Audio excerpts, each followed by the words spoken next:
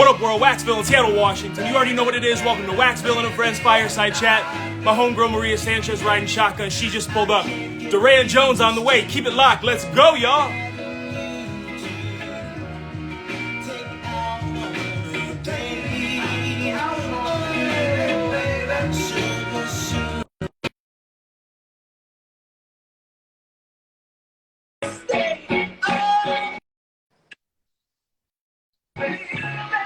What's happening, baby? What's up,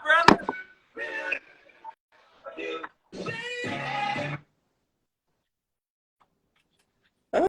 They tried to take us down tonight. They didn't want the live stream to go through. But we here. We here, dog. We here. In the building. I appreciate your patience. It's all good, man. It's all good.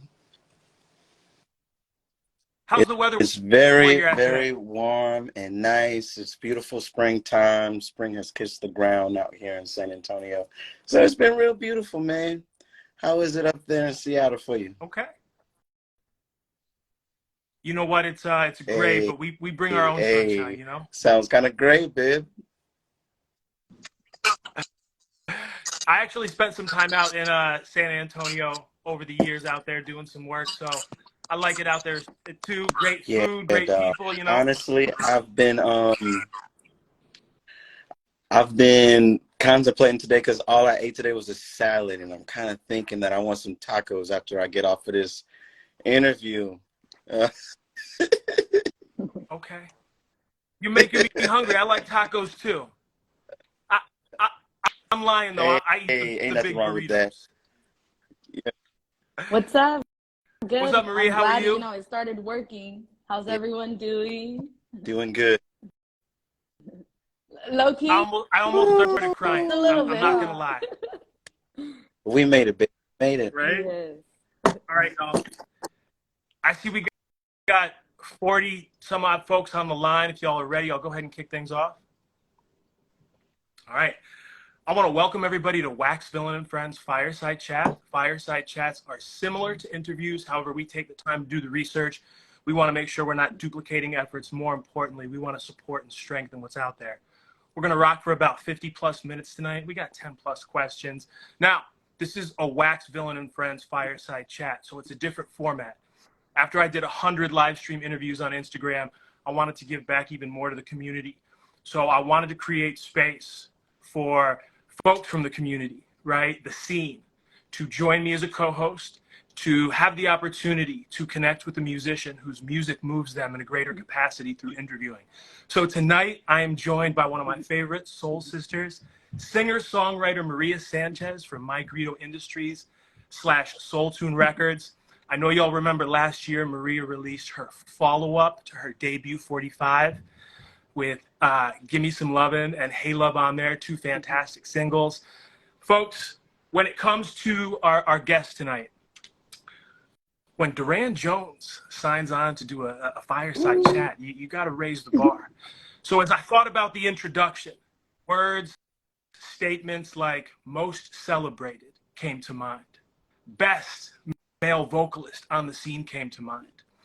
But some of those themes can be shared with other musicians. Instead, I want to share with you what it is about Duran Jones that moves me. So for me, what I appreciate most about this brother is his ability to paint a picture with words. And oftentimes I would wonder when I would see him on stage through video, his eyes were always closed. I said, where's he going?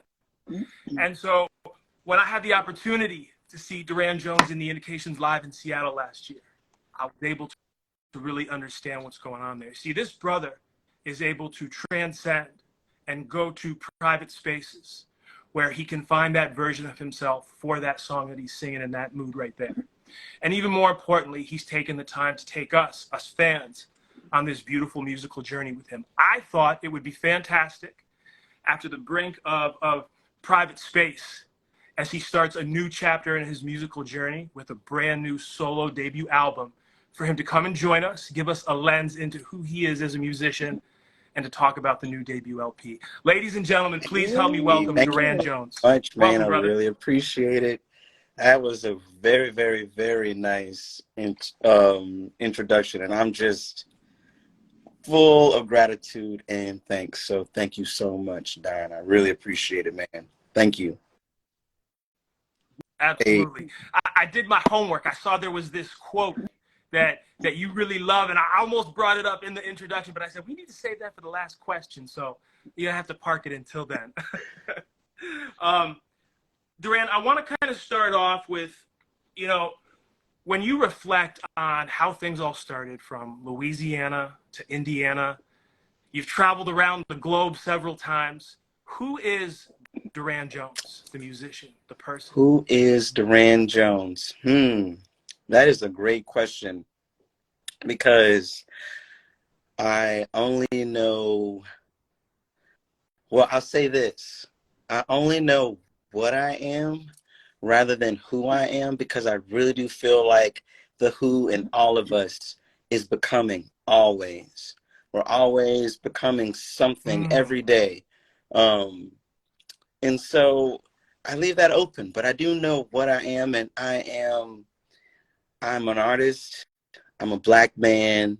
I'm a country boy at heart. Um, I I like the simple things in life. I love rural nature, flora. I'm a pure product of Louisiana through and through, and I try to let the world know that everywhere I go. So that's a little bit of what I am, man. But I always feel like I'm becoming always, and so the who in me is just growing and evolving every day. I love that. I really do. You know, I often reflect on Stoicism. Philosophy is a really big thing to me. And so I'm always saying I'm a student. I'm always growing. The best version of myself is Yes. going to come tomorrow and the day after that. But here's what I want to know is, as you embark on this new chapter of career, what are you most excited about? Man, I'm most excited about showing people a different side of myself. Um, in this next phase of my career, with this solo project, I'm really aiming for um, swinging a hard left when it comes to what people will expect out of this project. So I got a couple of surprises up my sleeve, but I'm really wanting to transform the live show and just show a different side of myself that I feel like my listeners haven't had before. So yeah, I'm super excited about that, man. Very cool. One of the things that I had just acknowledged when I was doing research is that you talked about when Aaron started singing, that you kind of felt responsible to make space for that and how everything would fit in, and almost kind of not changing your style, but adjusting it to complement. You know, with that said, in this new space, you're going to have so much freedom and creativity. What's one of the things that you really want to I take this really want time to to take do? this time to tell my story, man. Where I'm from and why that's important and what it's all about. Um, this next phase, I keep telling myself that this is going to be way bigger than me. Um, because I get to shed a light on a history of people that that never really got to tell their story. I'm from a very, very small town called Hillaryville, Louisiana.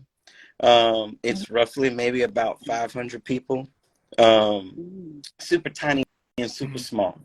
But this place was founded after the Civil War by 8 formerly enslaved men who were given that land as a form of reparations. And, yeah, and so That's right. Yeah, um, yeah. often, we don't hear of, you know, African Americans, people of color really being reparated for the injustices that this country put them through.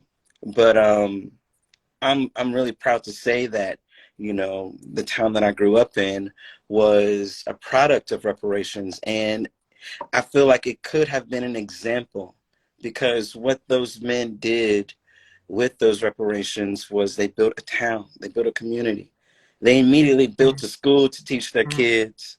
They built businesses, hotels, bars, restaurants in this little town of 500 people.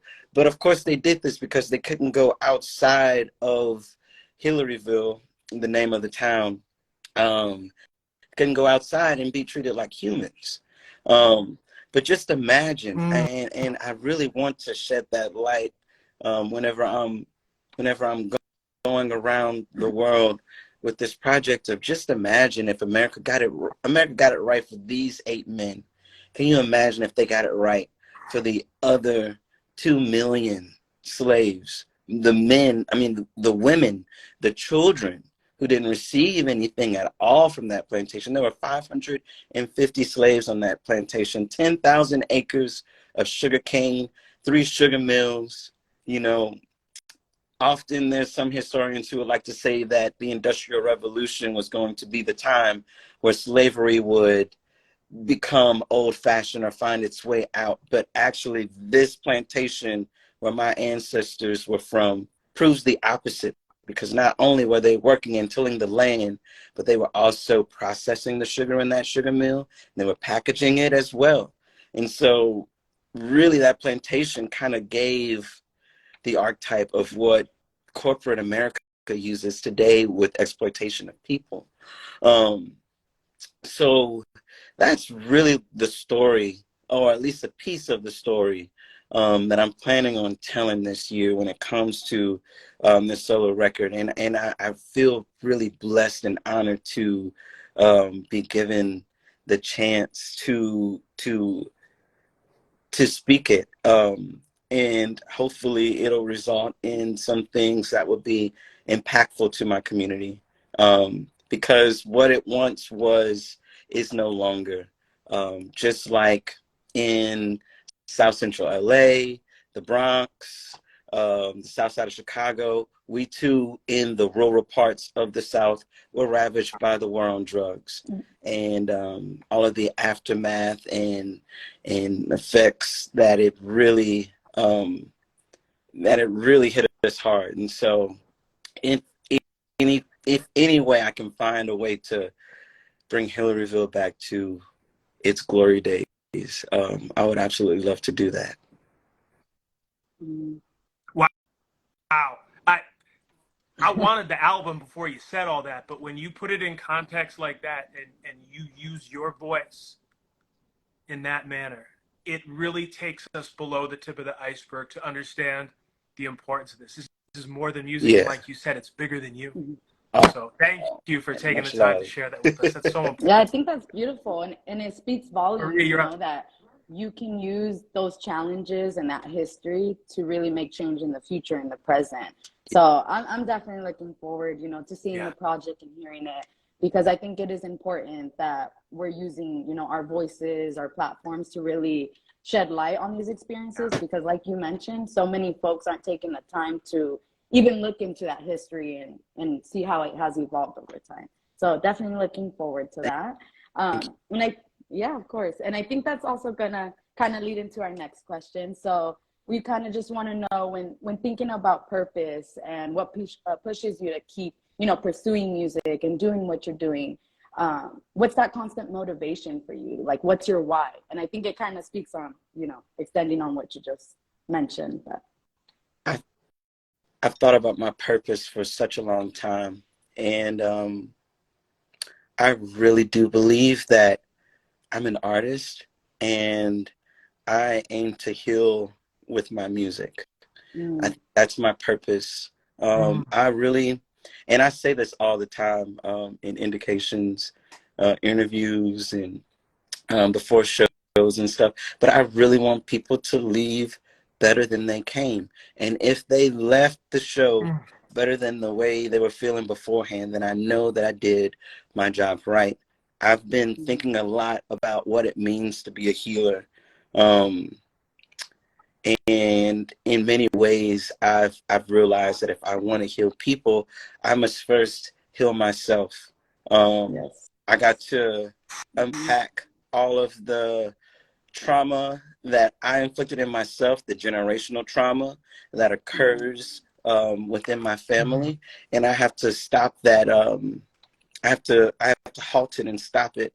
To be a healer, I also have to empathize and know pain, because pain is the biggest thing that I want to ease, and I want to dissolve within any folks who are listening to my music. So I really try to move in that purpose, and I'm constantly reminding myself that that is the reason why I'm here, and why I'm doing it is to heal.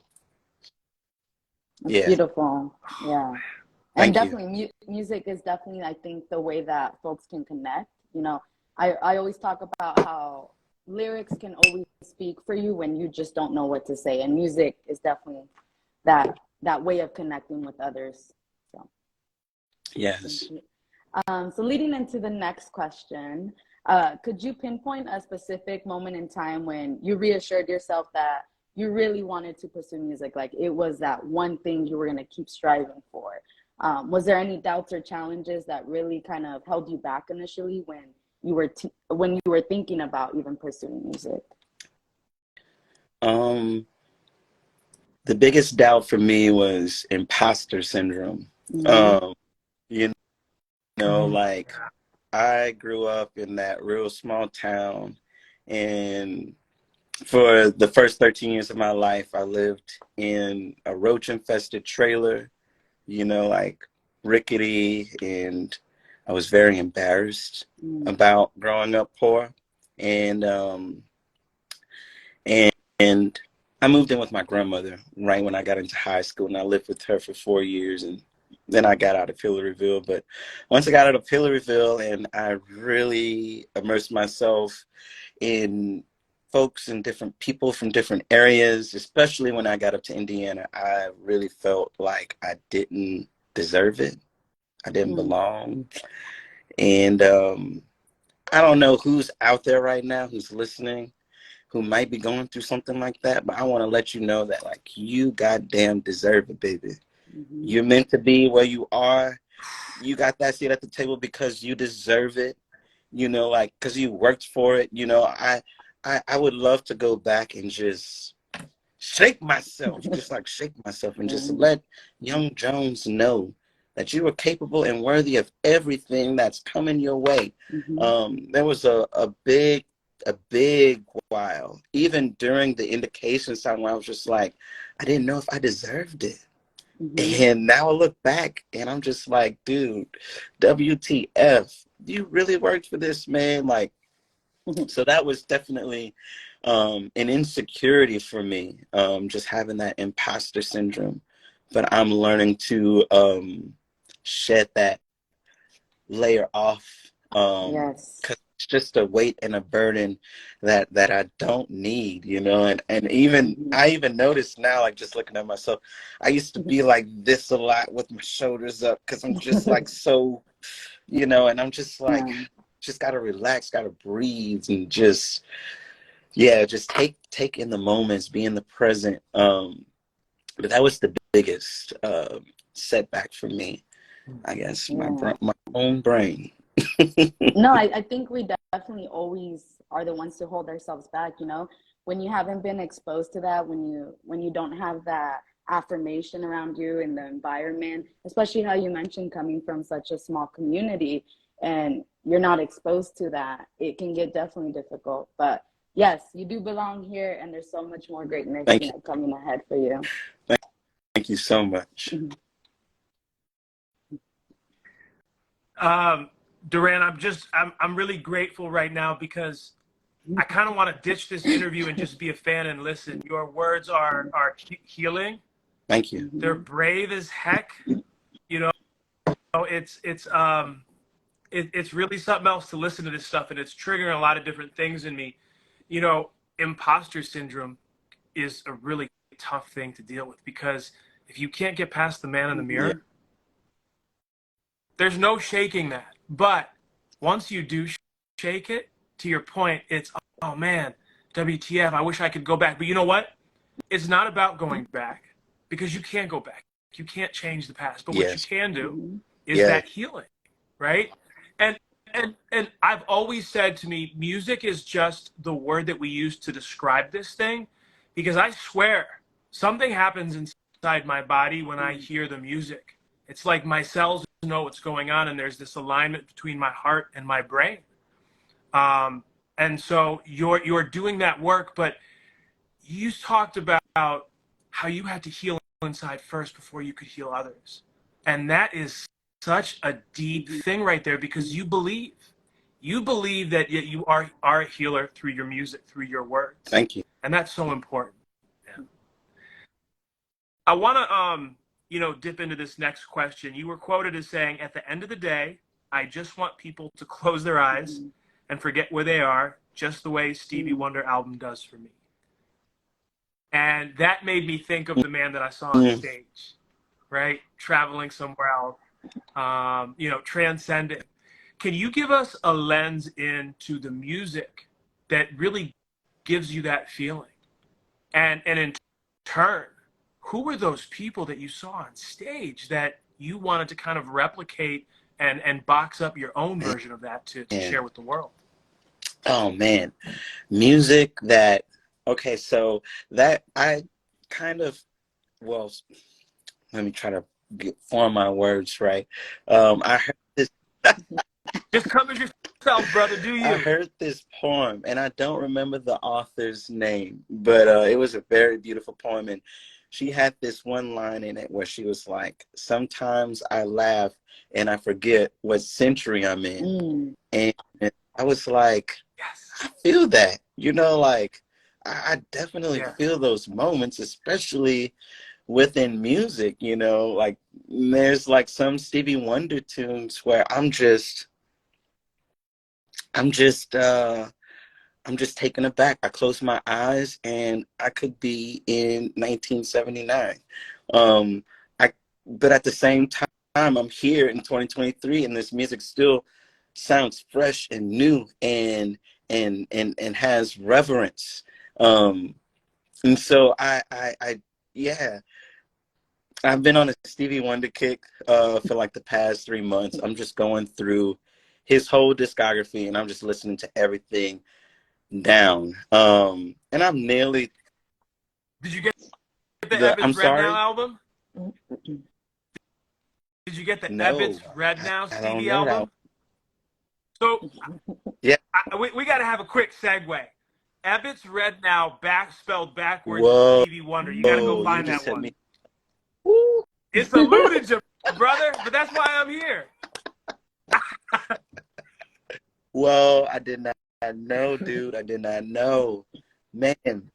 Now you know. But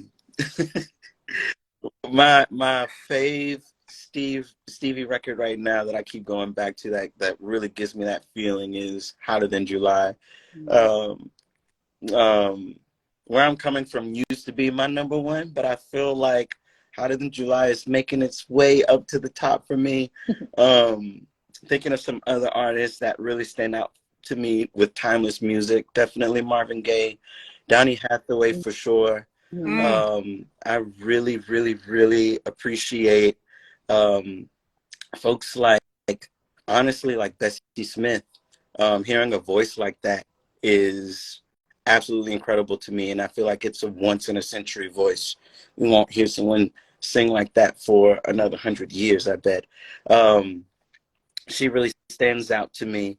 There's definitely some classical composers that come to mind, like Brahms, definitely some Puccini, definitely some Debussy that comes to mind, Essenwalds as well. I went to school for classical music way back in the Gap, so that's why a lot of that really stands out to me. And what was the second part of the question? I'm sorry, it eludes me right now.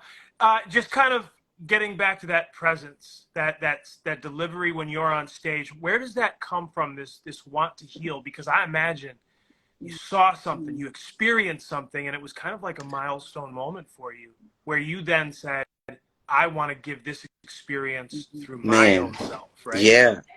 I think it's what music done for me. In many ways, there were many times in my life where I was very, very sad and down on myself. And music definitely like picked me up and really, really made me want to live. And so, yeah, that's definitely, I think the reason why I want to continue to do that, because music did that for me. It Yes, creates that definitely. energy inside, right? Okay. Okay. That's beautiful. But to kind of transition a little bit on our questions. So, when considering the writing process for your music, is there a special place or setting that really allows you for like inspiration to just flow naturally? I know it could be different, of course, when you're on the road, but maybe just kind of, an ideal environment that you like to create when you're in that process. Yes, yes, yes. I'm interested in hearing your answer with this question. Oh, I definitely will share yeah, after. because I feel that deep in my soul. Even though I don't live in Louisiana anymore, I'm currently in San Antonio. But my favorite place to write songs is on my grandmother's porch. Mm. Um, I would. It's just a very safe place for me. It's my favorite place to sing in the whole wide world too. Mm-hmm. Um, my town, they like anytime I'm like really going for it out there, like they all hear it. They could hear it like 3 streets over. We're so country, but I'd be so loud and just singing my heart out, and they just let me do it. And so I really appreciate them for that. Yeah. I love my little hometown. But yeah, I would go out onto my grandmother's porch, probably sometime around this time around 9 o'clock, 10 o'clock, Mm-hmm. and I would bring incense. I would bring one of these right here, one of these All right. little lamps, so I could have a little ambiance lighting. I would bring my little green because I'm a smoker. I like to smoke. And I'll have a little tequila as well because I for me, I like when songwriting, I like to stay loose, and I don't. And initially, whenever I'm first coming and approaching a song, I don't want to give myself rules. I don't want to limit myself to anything, or put myself into a box. And so, yeah, that tequila like really keeps me a little loose, which I kind Yeah, of all dig right. a bunch. But yeah, that space is where I wrote some of my favorite tunes, with the indications and for my solo project. So I really love that spot a lot, and yeah, it means a lot to me. But what about you? Yeah. What's your favorite spot? Yeah. So I currently live in downtown LA, so it's definitely a bit different for me. But I would say for my first projects, when I would be back at home, like visiting my parents in the IE, they have my mom does hair, so she has like this barber shop in the backyard, and I would just go in there and I would just record. So the way I like to write is I do freestyles like to the music, I love. and then I structure it at the end. But because just kind of like going into not setting yourself to kind of have a certain structure, like you're just kind of letting it go. So I'm like listening, I'm just letting the words flow, speak for itself. Definitely have some candles always, of course. Yeah. I barely started getting more into tea, so that's of course something now that I'm incorporating. I Yeah. know, There's levels to like we this. said, we're still evolving. We're constantly evolving. Yes. Um, but I would say definitely just being alone and just freestyling to the music, just allowing it to flow. If it doesn't make sense, cool, I'll restructure it later. Yes. But yeah, that's most of my process. Now that I'm in downtown LA, though, I definitely have my candles on. I'll have the music playing as loud as can be, and I definitely like to do it when I'm alone, so I don't have to worry, about interfering with anyone else's, environment or time because I want to be, mindful of that as well. But Yeah. yes, home is where Important. the heart is. Yeah. That. Yeah. I love that. Um. I love that. I loved hearing the different perspectives, the experiences. Me, I'm like, I have my phone. I write anywhere, y'all. Yo.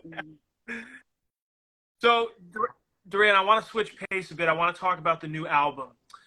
So, on Wait Till I Get Over, you're joined by a new cast and of bandmates. Can you tell us who Ben Lubstein is, Drake Ritter, and Matt Rami, and let us know the role that they played, and maybe there's some sort of story you can share with us? Yeah, for sure. I moved in with this cat in 2015 by the name of David James. I had moved just back to Bloomington from New Orleans, and he had this beautiful piano in his house, and he really encouraged me to write tunes. And he really was like, I know you have the indication stuff, but you should write some tunes for yourself as well. And he really encouraged me to do that. And once I got a good round of tunes together, he introduced me to his good friend Drake Ritter, who they've been music partners for years. And Drake, I shared the music with him, and he put some ideas on it, and it was just like, okay, you see exactly where I'm going, what I want out of this thing. And we got to talking, and then he mentioned to me another person to help produce, Ben Lumsdaine, who was really a fireball in the studio, man. He was something else. Not only did he play drums, he played guitar, he played synths. He also engineered the record, and then he mixed the record as well. So he was really if I could give anybody the MVP trophy, it has to be. And then Matt Romy is my homie. Out of all of the people that I played with in Indiana, I've played with Matt the longest in several different bands, whether it was brass bands, jazz bands, rock and roll bands. He also played bass this past year in the Indications, but he's primarily a keys player, which he played keys on the record as well. Just to throw out some other names of some folks on the record, also have Glenn Meyer on bass, have MC by the name of Skip Sam, who's featured on the record. Dietrich Van Vossner, he did all of the strings. David James helped me co-write a couple of songs. Mark McCorder played guitar. Clifton played guitar as well. Yeah, the list goes on and on and on. But yeah, I'm super excited to show you guys what I've been cooking. Yeah. Yes, we're ready. Yeah.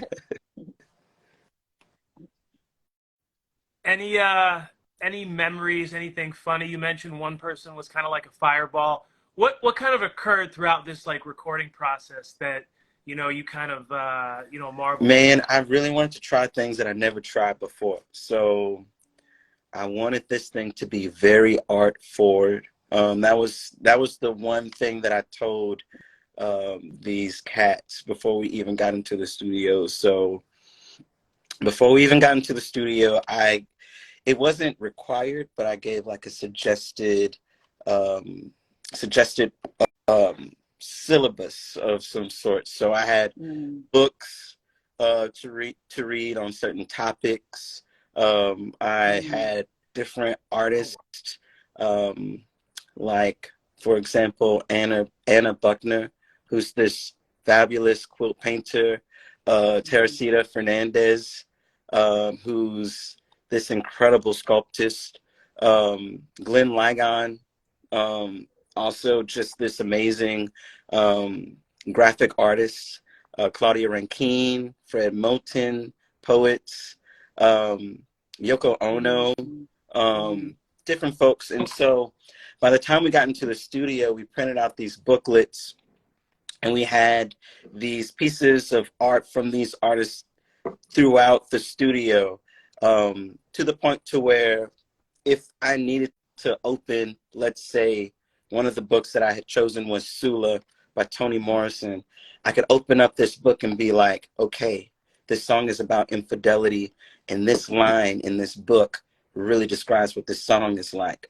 Or I could pull up one of Nick Cave's, not the artist, but not the musician, but the sculpting artist. I could pull up one of his things. He has these things called sound suits, where like he made these suits because they cover up the whole body, because he was like, if I cover up the black skin, will maybe if I cover up the black skin, maybe then we will be pieces of art. So we have like these crazy suits that make all this sound when you move in them. And so I could pull up these sound suits and be like, I really want the drums to have like this wooden crazy sound. Or I could be like, this, the way this quilt painting moves and how jagged and constructing and releasing it is, constricting and releasing it is. I want the groove or the sound of this tune to feel that way. So that was something new in approach for me, something I always wanted to try, and these guys were just down with it. I could be like, I want to play The Color Red, and they'd be like, okay, let's play The Color Red, like just weird stuff like that I got to try. And it was really, really fun, and I learned a lot from it. I gotta say, not everything worked. I tried to sing this one song drunk, because I just wanted to have like this drunk drawl to my voice, but that shit totally didn't work at all. The next day you're like, yeah, let's do that one. Yeah, we got to do that one again. We gotta do that one again. But yeah, I got to try a lot of abstract things in the studio, so that was really cool. And those were the things that really stick to me the most. Yeah. Okay. No, that is definitely dope. Man, I need to see what these suits look like. Let's talk about, creativity and inspiration for a sec. How does a song come together like the lead single? What triggers that? What were you going for? And I want to also give you space to talk about the visual for it, because I saw the visual. Your grandmother plays a part in that, which is really dope. And there's all these scenes that, you're trying to match the music to what you're seeing. Give us the lens into it, though. Lord have mercy. Man, it's really a lens into Hillaryville and a little bit into my family as well. Funny thing about Lord Have Mercy, I wrote this song first, but I took some of the lyrics from Lord Have Mercy while we were writing Long Way Home, and I used those lyrics for Long Way Home. I'm tired of the chains that keep holding me down. I'm stuck in a fog that I can't see around. My feet are tired from this heavy load. My brother's there. Take some of the load. How the words go, but those words were originally in Lord Have Mercy. But at the time, I didn't think that the song was going to be much of anything. And so I just took those lyrics and just threw them right to Long Way Home. And it really worked. But Lord Have Mercy is really about my family. My mama couldn't tell me about the feeling I feel. That's something that really hit hard to me. It definitely hit hard to my brother and my sister as well, because we don't really know my mom. She left our lives when we were around 3 years old. And so it was me letting out. I wanted to sing this song rough. I wanted to sing it with like a delivery of like Wilson Pickett or Otis Redding. I wanted to have this Muscle Shoals drive, almost like you're driving through a swamp, but you're trapped. Groove to it, muddy, raw. We had pictures of my dad's trailer in the studio just for reference of like sound. I wanted like teeny sounds, really raw sounds, and we really tried to go for that. And it kind of dives into how, and this is really what the song really started, was my grandmother knocking on the door one day. This was maybe like in 2014. She's like, hey, I'm going to church. And, she's saying that like, I want you to come to church with me. But I just got home maybe like 3 o'clock in the morning from doing some gigs or whatever. And I just was way too tired to go to church. And usually when I would go to church with her, the pastor would always make me sing. And I have no voice, you know, the next day you singing for 4 hours, you know. I ain't got no voice 9 o'clock in the morning, man. Don't call me up there to sing. Come on now, man, you know. So I would always be hesitant to not want to go to church and feeling really bad about it. And then, you know, going throughout the day, like walking around Hillaryville and seeing Hillaryville settle into what it currently is and no longer what it was. It no longer is what my grandmother's Hillaryville was. And so, you know, folks flying high on the corner, you know, alluding to that, alluding as well to my mom and her drug abuse. I often would think and see people who are like addicts on the really hard stuff. Their eyes would be sad and smiling at the same time. And I always felt like my mom's eyes had those qualities too. And so that was something that was really, really impactful to me in singing about, and just, you know, like I mentioned earlier, just like unpacking this trauma that I held in for so long and finding a way to like really release it and let it out.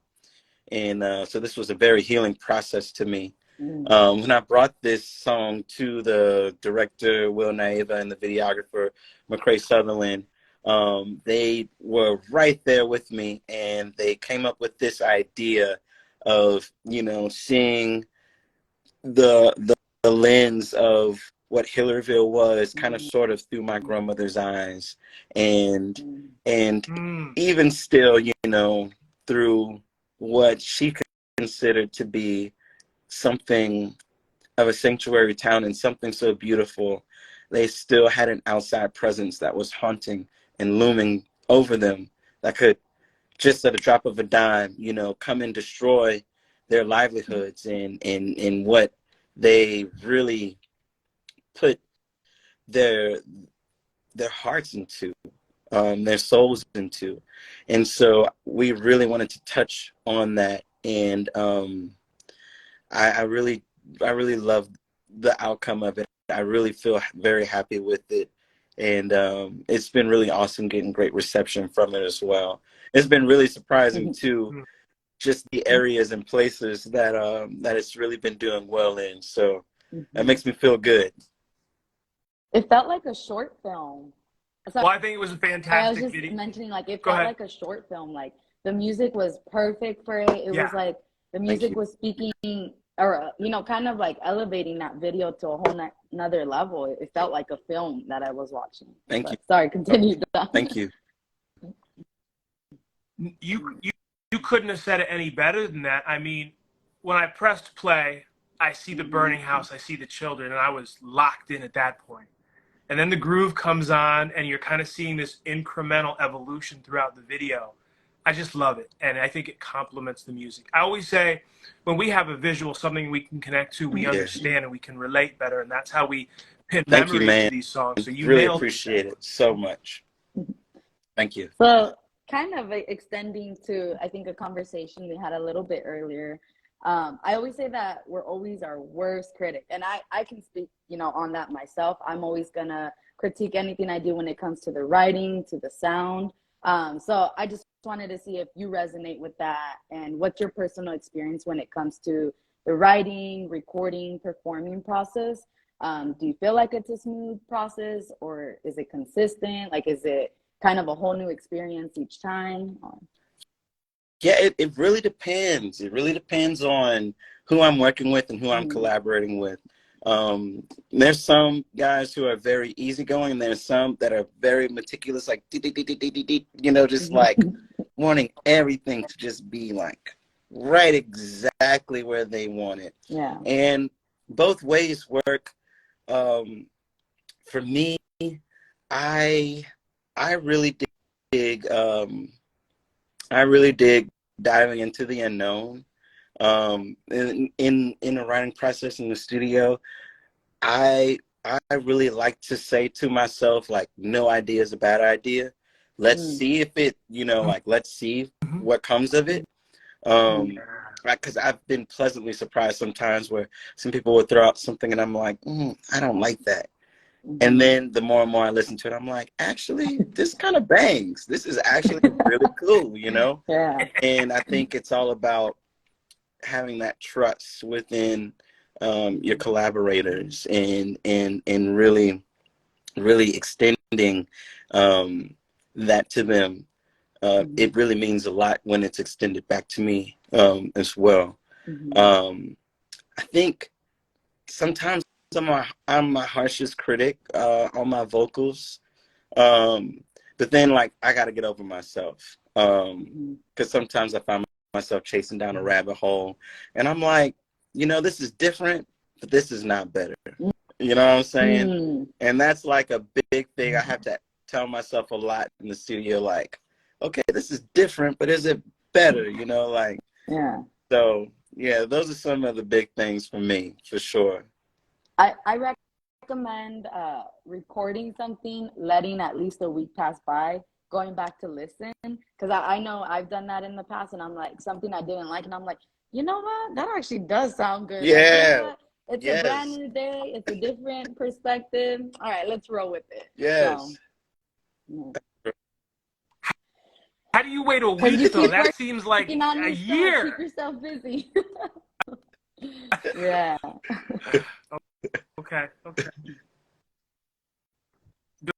Duran, somebody once told me you have one shot to make a first impression. So with the title of your debut album, what were you trying to accomplish? What do you want us to know with that? Man, it wasn't the first choice of what I was gonna name this thing. I actually was gonna name it Letter to My 17-Year-Old Self. This is the last track on the record, and because this record really encompasses everything that my 17-year-old self really loved and what he was into before he left Hillaryville. He was into classical music, he was into jazz, he was in a punk rock ska band, so he loved rock and roll, and he loved hip hop, he loved R&B, and he loved soul music by way of his grandmother and his dad. And so this record really encapsulates all of that. Also, I should say, he was in the choir. He was singing in choirs and doing all that kind of stuff. And so I really was like, man, I would love to name this record that, because I really want to make that inner kid within myself proud.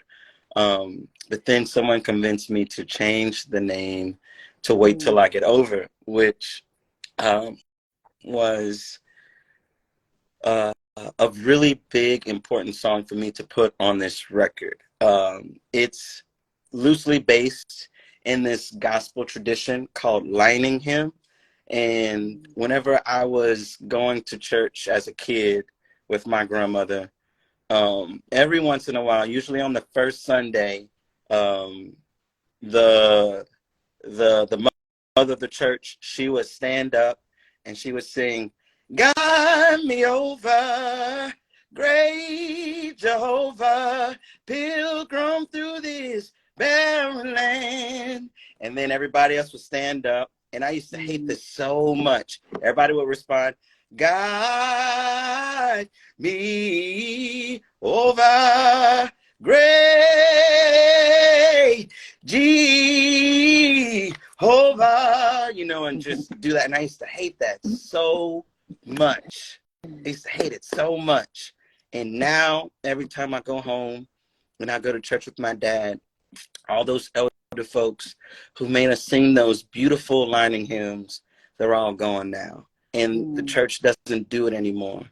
And now, since I'm a grown man and I understand history and how important music history was to my ancestors, I realized that those elders were sharing with me a tradition that was passed on generation to generation, from generation that I really didn't appreciate at the time, but I came to appreciate now as a grown man. And so I wanted to write aligning him on this record. And I wanted to base it off of crossing the Mississippi River. And so I titled it Wait Till I Get Over. And just thinking about all of the things that I'm unpacking in this record, all of these vulnerable things and all of these issues that I'm trying to tackle, it felt very on point to actually name it Wait Till I Get Over rather than Letter. Because hopefully by the time I reach over the river, you know, I will receive enlightenment and knowledge and wisdom and growth. And that's like a big aim for me with this project. So that's why we switch it over to Wait Till I Get Over.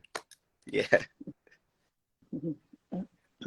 I love that. And we got an insight into the last, you know, song on the album, which I was so curious about, because many times I've thought, man, Don, what would you say to that 17, you know, year old version of yourself? Maybe not 17, but if we could go back and, you know, guide ourselves with what we didn't have back then, man. And that is so deep and in itself. I think about just like reflecting, and you've got to get uncomfortable to do something like that. You are constantly challenging yourself, doing these brave things.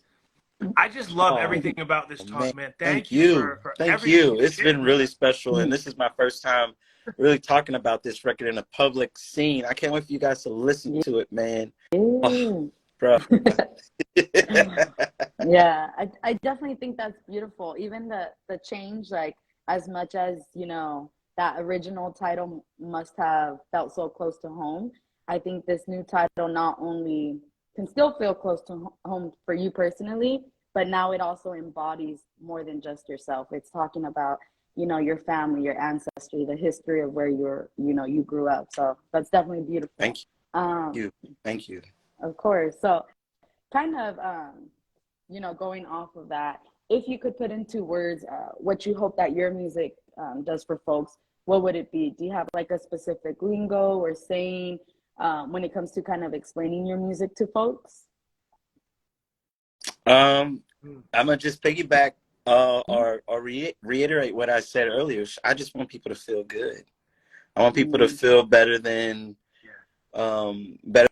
better than the way they came beforehand. You know, like I really do hope that my music can relate with folks and comfort you if you're sad, rejoice with you if you're happy, and everything in between, you know, like really affirm your love for someone, whether that be a friend, a platonic relationship, or someone that you're really intimate and close with. You know what I'm saying? Like, I really want all those things for people to feel with the music. I really do.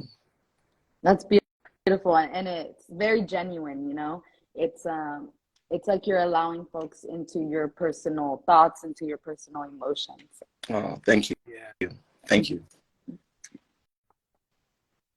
Yeah, I mean, this record is going to sound different just based on what we've learned about. I'm swinging with the left on this one, baby. You know,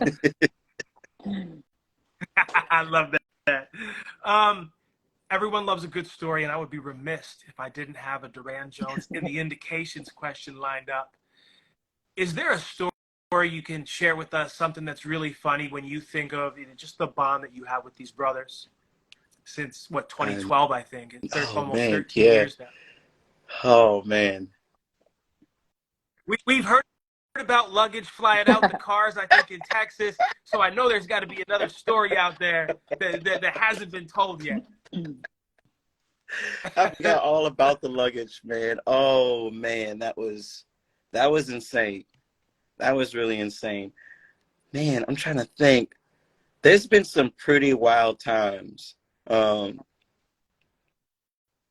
trying to think of something that happened like within the last year that was just really hilarious.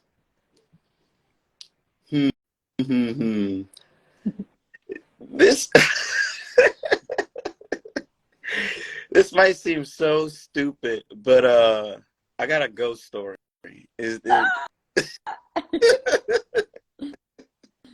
Let's do it. Yo, okay, so we're in Telluride, Colorado. You know what? I got an even better ghost story. This one's even better. Yeah, dog. You got more Yeah, than one. dog. I'm Okay, telling you, man. So many of these hotels and these venues, man, they be haunted, dog. I be getting weird energy from some of these places, man. And I feel like with the hotels, it's just like so much transfer of energy, like people just in and out all the time, out and in, out and in. And so sometimes I'm just like, I just feel like something went down up in here. I don't know what went. You on that. You know, you be feeling that sometimes. I be like, dog, man. Yeah. Yo. As soon as you walk in, you're like, hold up, something ain't right. Yo, like, for real, straight up. Yeah, so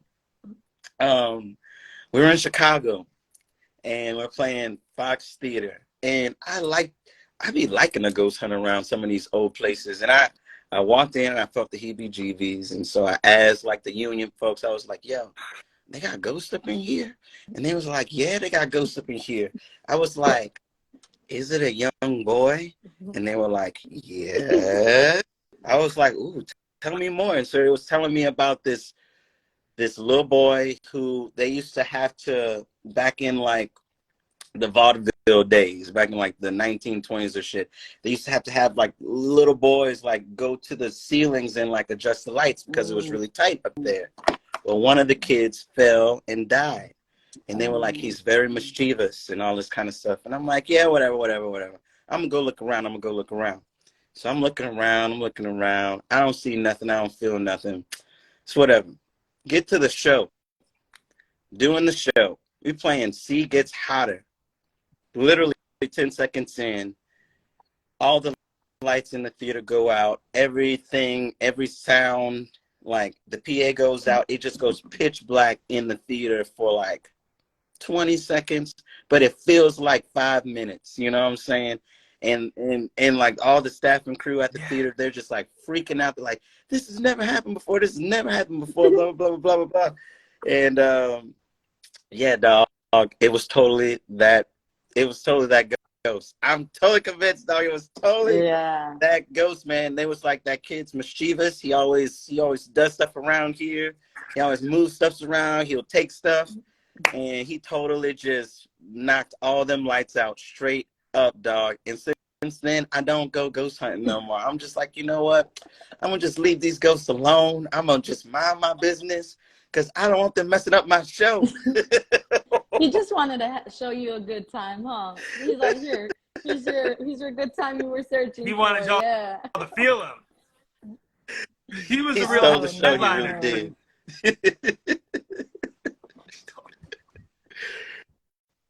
Wow. You know, we were cool up until you started talking about the ghost hunt. You lost me with that. Yes, I don't do that baby. stuff. Yes, indeed. I'm a scaredy cat. Skedaddle, I'm out of there.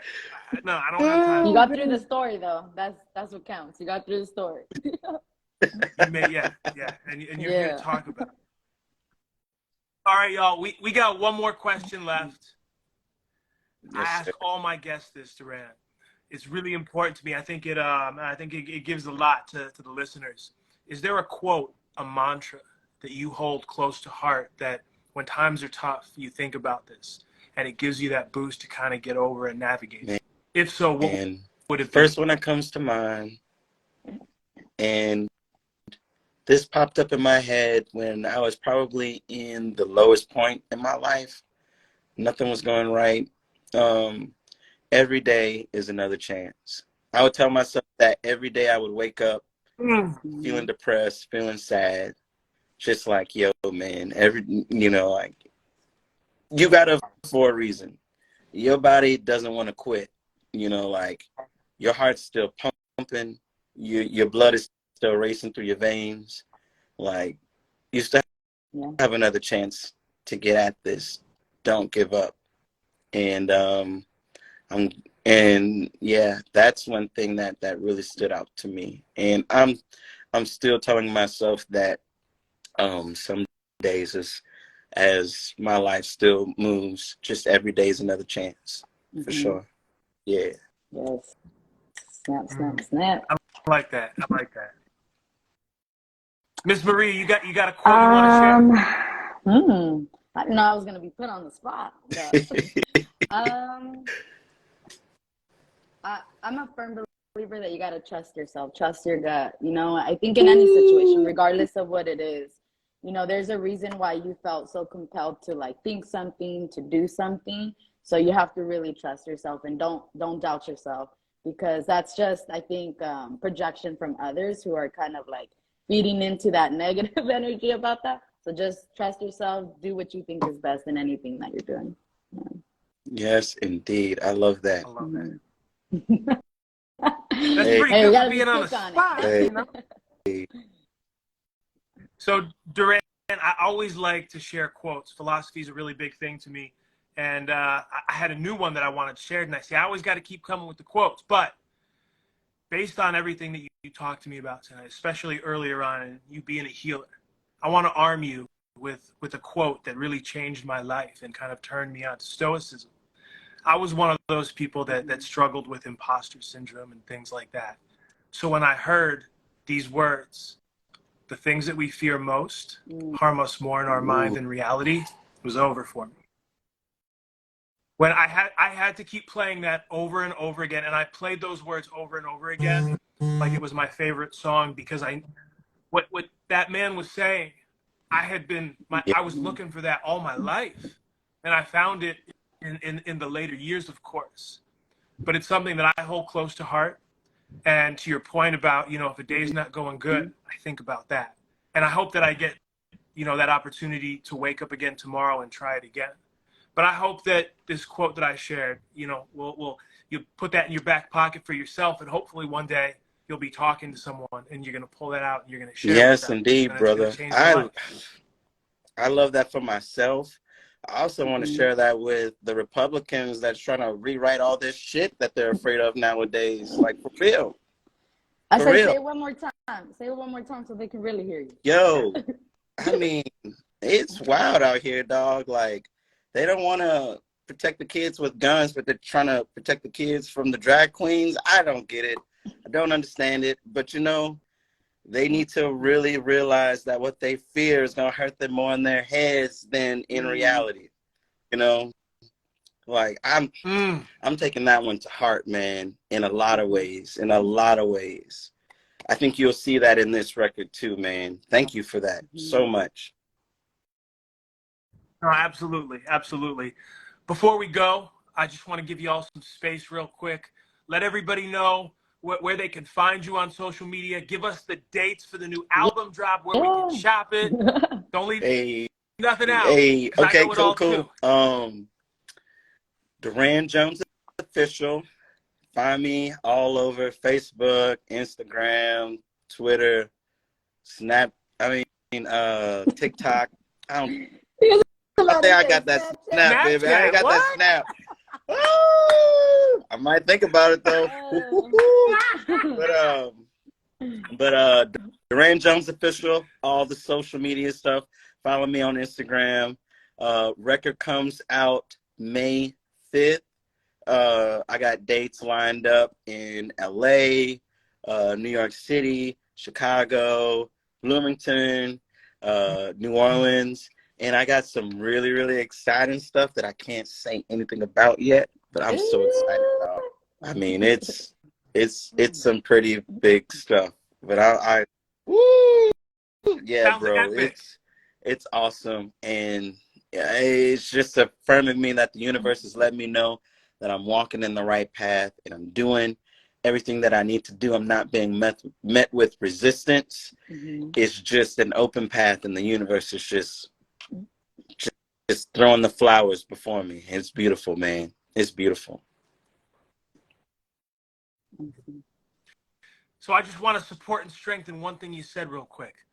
For fans that love color variants, there is a beautiful blue and tan limited edition color variant. Make sure y'all hit Home Records. Yes. That's all I got to say.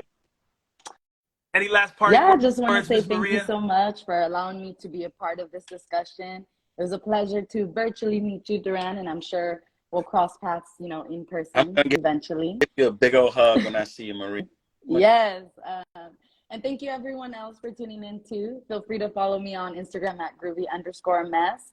And you can search up my music on all streaming platforms as Maria Sanchez. And we got one upcoming show so far in San Jose on March 25th at Mama Kin's. Shout out to Raza de Sol for putting that together. And we'll see each other soon. Yeah. I love that. I love that. I want to thank everybody who tuned in tonight. I'm sorry for the technical difficulties earlier on. Miss Maria, thank you so much for doing this. Like I said, you're one of my favorite soul sisters, and you made tonight fantastic with amazing questions.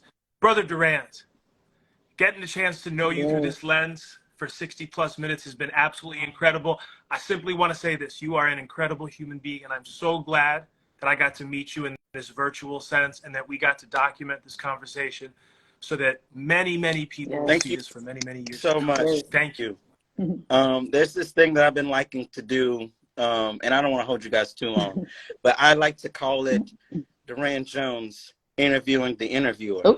And so I got a question for both of you guys. What you ate for breakfast this morning?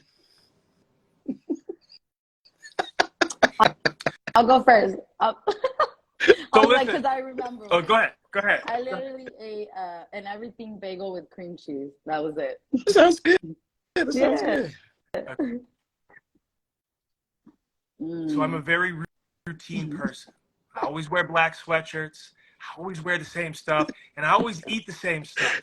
So I've been eating these toaster biscuits every morning. 2 of them, sometimes 3, just butter. Are they like soft and flaky? Just like an English muffin, but they're like toaster biscuits.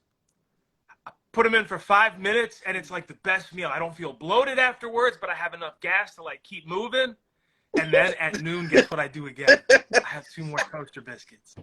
Butter with the salt. Yes. You gotta have salt in the butter. Dude. I love that. I'm a butter honey kind of guy with the biscuits. You know what I'm saying? Just straight fire, straight fire. One more question. And someone asked me this question, and I could not answer it. But I'm still thinking about what I would answer if she would ask me again. What do you love most in this world? Man.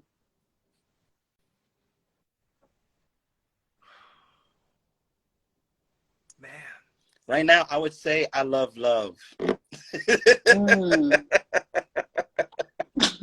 That's what I would say right now, at least. My answer might change tomorrow. But yeah. I think for me personally, it's the ability to continue changing. You know, I think we talked about this in this interview, is that like who I am today might be completely different from a year from now. And that could be either for the worse or the better. I'm hoping for the better, of course. But I think that's a beautiful thing about life, is that we're constantly evolving because of our settings, our experiences, who we're meeting, you know? So I think that, I mean, that's a beautiful question, but then it really does get you thinking, like, you know? Yeah. Yes, indeed. What about you, Don? What's going on? So it has to be my drive. And I'll tell you why. Because without my drive, when things are bad, I don't know how to navigate those challenges without having that drive to want to be better. I just, it's got to be the drive, because I'm so passionate about life. I think people are the most important part of every, situation that I'm involved in. And so I just want to always bring the best version of myself. And I can't be perfect all the time, but I know with my drive, I can muster up the strength to at least get halfway there. Word up. So I think it's got to be the drive. That was a tough question. A couple answers could have had me sleeping on the couch tonight, so I had to be careful. What do you love most? I don't know. I mean, there's like 2,000 records behind me. I love them too. I'm not gonna lie, Don. I thought you were gonna say my little one and my lady or something. But part of, you know what? They give you that drive, right? They give you that drive to keep going. Yeah. I mean, they definitely give me that drive. I mean, I love music very, very much, though. I love vinyl very much. So I got to take it back to within, because this whole Waxvillain thing started from within. I believe that I could support musicians and labels in a greater capacity through my passion. It was that drive. Maria, you and I have talked about how there's times that Don is up at 2, 3 in the morning. I'm like, what am I doing right now? And we were saying that at year 1. We said it at year 2. But it's the drive and passion that gets me through everything. Hit him up at 3 a.m. He'll be awake. Don't worry. Heard up, baby. My phone is never like more than 6 inches from my hand ever. I don't know if I should have said that on live stream. Hey. Duran, I know you got any bonus questions? I'm heating up over here. Okay, one more. What's your favorite record of the year so far? I gotta say, for me, that new Lil Yachty is so intriguing. I just want to ask all my musician friends, like, what they think about that thing, because it just like, it really like has me questioning things in my head. So I definitely would say that's the most interesting project that I've heard so far this year. You go first, Don, because I'm still thinking. I don't need. Yeah. Yes. Can I go into the vault real quick, Duran? Can I dust something off? So I like the type of record that literally like sets me on fire. Like I could have just woke up. When I hear this, I'm ready to dance. I'm ready to move. I'm ready to run. So I want to show y'all my OG of the Ambassadors. Whoa. I really love it. Wow. It's minty. It's minty. Crispy, baby. That's a bad boy. Woo. That look good. So I love the harmonies, but the way that they kick that off in the very beginning with the horns and the snare hit, like, oof, I really love. Take my money. Take my money. Yes. Take my money. Yes.